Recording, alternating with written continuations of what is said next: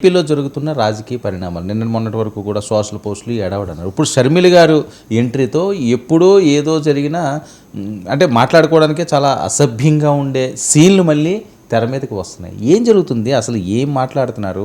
ఒక పెద్ద స్థాయిలో ఉన్న వ్యక్తులు, పార్టీకి ప్రెసిడెంట్లుగా ఉన్న వ్యక్తులు, అంటే ఇది కూడా సోషల్ మీడియా పోస్టులు లాంటిదే. ఇప్పుడు షర్మిల మీద, తర్వాత వాళ్ళ తల్లిగారైన విజయమ్మ మీద అసభ్య పోస్టులు పెట్టారు, పెట్టించారు, తల్లి చెల్లి మీద. ఇట్లాంటివన్నీ వచ్చినప్పుడు నిజంగా చెప్పాలంటే ఆ సమయంలో వైసీపీ, నేను నిన్న కూడా ఈ విషయం మీతో మాట్లాడాను. అప్పుడు ఖండించలేదు, ఇప్పుడు ఖండించు అని. అప్పుడు ఏం చేయాలి వైఎస్ఆర్ పార్టీ? సహజంగా ముందు ఖండించి, చాలా తీవ్రంగా ఖండించి చర్యలు తీసుకోవాలని కోరుతున్నాము. విజయలక్ష్మి గారిని ఇలా అంటారా అని ఈ పద్ధతిలో చేయాలి. కానీ వాళ్ళు దానికి బదులు ఇంకెవరో పెట్టారని, లేదా తమకు సంబంధం లేదని ఇలా మాట్లాడారు తప్ప, ఈ వరి రవీంద్రారెడ్డి పేరుతో వేరే వాళ్ళు పెట్టారని, ఇదంతా ఒక ఎత్తు. కానీ నిన్న జగన్మోహన్ రెడ్డి వాటిని మళ్ళీ డిస్ప్లే చేసి అప్పుడెప్పుడో షర్మిల రామ్కి ఇచ్చినటువంటి ఇంటర్వ్యూలో చెప్పిన దాన్ని ప్రముఖంగా పెట్టడం నేను తప్పు పట్టాను. అప్పుడు మీరు ఎందుకు ఖండించలేదు అని, అప్పుడు ఖండించలేదు, ఇప్పుడు ఖండించలేదు. మీరు ఖండించకుండా ఊరికనే మాట్లాడుతుంటే ఏం లాభం? ఇప్పుడు ఏమైంది? అప్పుడు ఆమె చెప్పిన దాన్ని మళ్ళీ చేశారు. ఏమని, అప్పుడు ఆమె బాలకృష్ణ టవర్లో నుంచి వచ్చిందని ఏదో అన్నారు, కాబట్టి మీరు చేయించారు అప్పుడు అన్నట్టుగా. మొదటి విషయం, అప్పుడు చేయించి ఉంటే ఖచ్చితంగా షర్మిల ఈరోజు అన్న రెండు నిన్న మన చర్చలో వచ్చాయి. మీరు మళ్ళీ వాటిని ఒకసారి రీప్లే కూడా చేసుకోవచ్చు. ఒకసారి ప్లే చేద్దాం సార్, మీరు చేయండి. జగన్ వాయిస్ ప్లే చేయండి అమ్మా. నేను మనం మాట్లాడాం అంటే జగన్మోహన్ రెడ్డి గారు ఏమన్నారు బాలకృష్ణది? నా చెల్లెల మీద షర్మిల మీద ఇదే Chandrababu Naidu Hyderabad Jubilee hills road number 36 లో ఈయన బావమరిది బాలకృష్ణ, లోకేష్ మామ, ఈయన సొంత టవర్ ఎన్బీకే బిల్డింగ్స్ నుంచి వెబ్సైట్లలో తప్పుడు రాతలు రాయించి ప్రచారం గతంలో చేయలేదా? పోలీసులు హైదరాబాదులో పోలీసులు దర్యాప్తులో ఇది తేలలేదా? ఇంతెందుకు ఇదే షర్మిలమ్మని అప్పుడే చంద్రబాబు నాయుడు గారి నైజం గురించి, చంద్రబాబు నాయుడు గారు చేస్తా ఉన్న ఇటువంటి తప్పుడు ప్రచారం గురించి ఏమనిందో ఒకసారి అది కూడా విందాం. ఒకసారి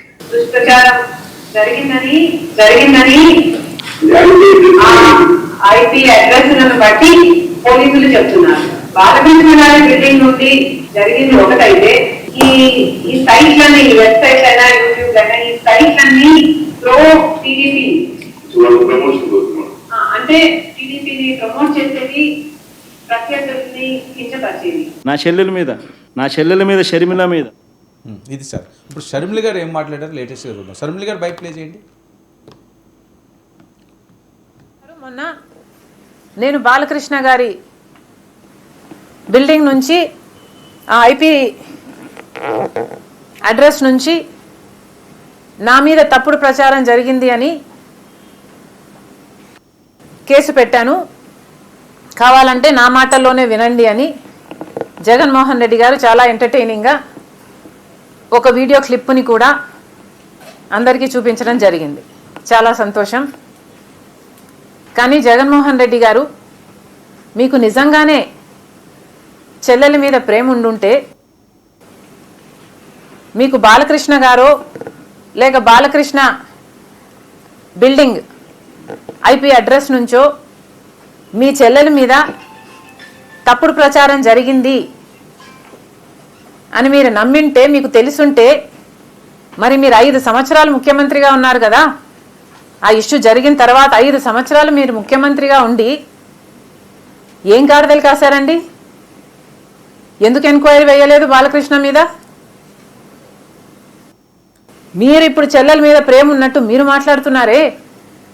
మీకు నిజంగానే చెల్లెల మీద ప్రేమ ఉంటే, ఏ ఇష్యూ అయితే బాలకృష్ణ బిల్డింగ్ నుంచి అప్పుడు జరిగిందో, ప్రభాస్కు నాకు సంబంధం ఉంది అని, అదే ఇష్యూని గత 5 సంవత్సరాలలో మీ సైతాన్ సైన్యం, మీ సోషల్ మీడియాలో మీరు వాడుకోలేదా?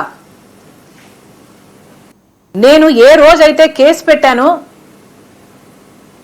ఇలా జరిగింది, నా మీద తప్పుడు ప్రచారం జరుగుతుంది అని ఏ రోజైతే కేసు పెట్టానో, ఆ రోజే నేను ప్రభాస్ అన్న వ్యక్తిని ఇంతవరకు చూడలేదు అని చెప్పాను.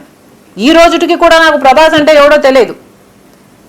ఈ రోజుటికి కూడా చెప్తున్నా, ఆ రోజు ప్రమాణం చేశాను నా బిడ్డల మీద నాకు సంబంధం లేదా ఆయనతో అని. ఈ రోజు మళ్ళీ చేయడానికి కూడా చెప్తున్నా, నాకు సంబంధం లేదు ఆయనతో. నా బిడ్డల మీద ప్రమాణం చేసి చెప్తున్నా. జగన్మోహన్ రెడ్డి గారికి ఇవన్నీ తెలిసి కూడా నాకు క్యారెక్టర్ లేనట్టు, నాకు ఆయనతో సంబంధం ఉన్నట్టు గత 5 సంవత్సరాలలో మీ సైతాన్ సైన్యం చేత ప్రాపగండా చేయించలేదా?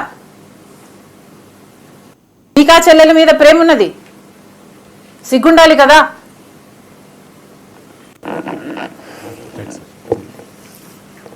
వర్మ వాస్తవంగా ఇప్పుడు షర్మిల అన్నవన్నీ నిన్ను మన చర్చలో మాట్లాడుకున్నవే. షర్మిలపై పోస్టులు ఖండించారా? పాత ఇంటర్వ్యూలు రీప్లై చేస్తే ఉపయోగం ఏముందని ఎస్టర్డే వాజ్ టెల్లింగ్ యూ. క్షేమం కోరుతానని అలా శ్రేయోభిల కొన్ని వేల మధ్య విభేదాలు ఉన్నాయని వస్తే ఆయన పార్టీ ఈ రోజుకైనా ఉంటే పంపించమనండి. మేము ఈ వీటిని మేము ఖండించాము అని చెప్పమనండి. రెండో విషయము, మీరు సెలెక్టివ్గా కొన్ని క్లిప్పింగ్స్ వేస్తే అసలు ఇంటర్వ్యూ చేయాల్సిన అవసరం వచ్చినప్పుడు అంటే అప్పటికే షర్మిలకు అంత ప్రాధాన్యత ఉందని గుర్తించారా? మరి ఆ తర్వాత ఒక్క ఇంటర్వ్యూ అయినా చేశారా?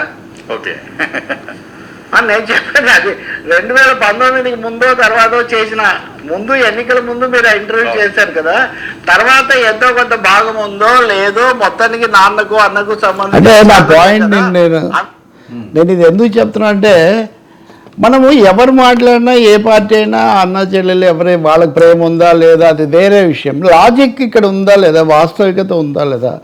జగన్ ఆ పాత క్లిప్పింగ్స్ తెచ్చి వేస్తున్నప్పుడు అప్పుడు కానీ ఇప్పుడు కానీ మీరు ఖండించారా?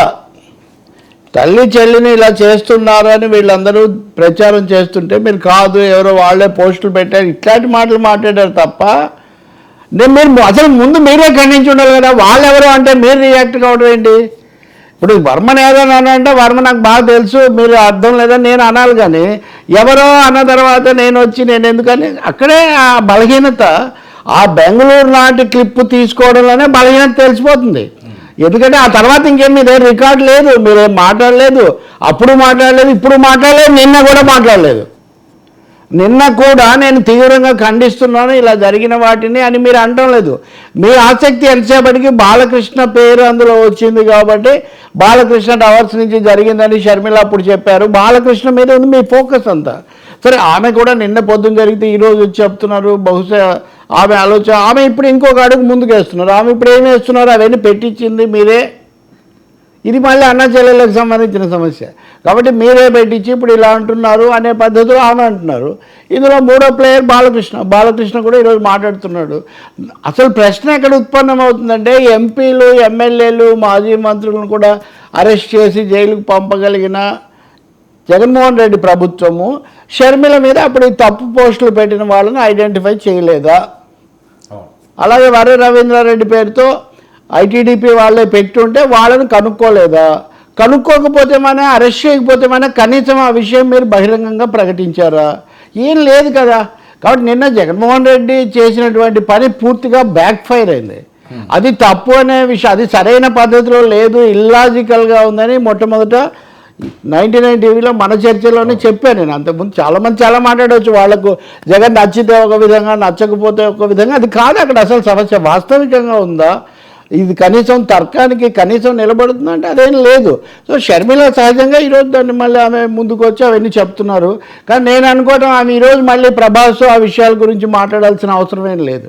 అంటే ఆమె తన మీద కాబట్టి చెప్తుండొచ్చు, కానీ ప్రభాస్ని ఎందుకు పదే ప్రభాస్ పేరు దీంట్లోకి తీసుకురావటం? ఎవరో కొంతమంది వాళ్ళైనా వీళ్ళైనా తెర వెనుకున్న వాళ్ళు ఎవరైనా దుశ్చింతతో చేశారు. మీరు అంతకుముందే కంప్లైంట్ చేశారు, దాని మీద పోలీసులు చర్య తీసుకున్నారు, వాళ్ళు అన్వేషణ చేశారు, ఏదో అయిపోయింది. కాబట్టి ఇక్కడ ఏం జరుగుతుందంటే అండి, జగన్ కుటుంబంలో లేకపోతే వచ్చే ఈ సమస్యల వల్ల అనేక మంది ఇతరులు అనవసరంగా లాగబడుతున్నారు. ప్రభాస్ తెలియదు అంటే షర్మిల గారు విత్ డ్యూ రిగార్డ్, ఆమె నన్ను మొన్న కూడా వాళ్ళ నాన్నగారు దానికి ఆహ్వానించారు. ఇప్పుడు ఆమె చెప్పే వాదన నేను నిన్న ఆమె కంటే ముందు ఆమె తరఫున చెప్పున్నాను. కానీ ప్రభాస్ నాకు తెలియదు, వ్యక్తిగతంగా ఆయన తెలియదు అంటాం వేరే విషయం.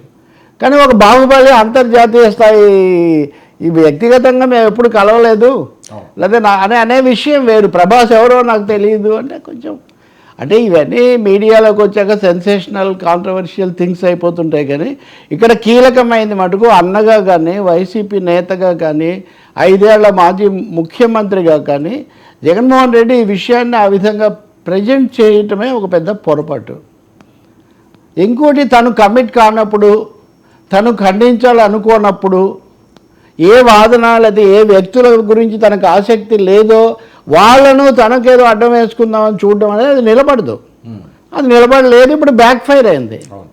ఇప్పుడు వాళ్ళిద్దరు కూడా చెప్పారు, వాళ్ళిద్దరు ఇది కూడా చేయొచ్చు. ఇప్పుడు ఆమె ఇంకో అడుగు ముందుకేసి ఇవన్నీ నీవే పెట్టించావు అని చెప్తున్నారు.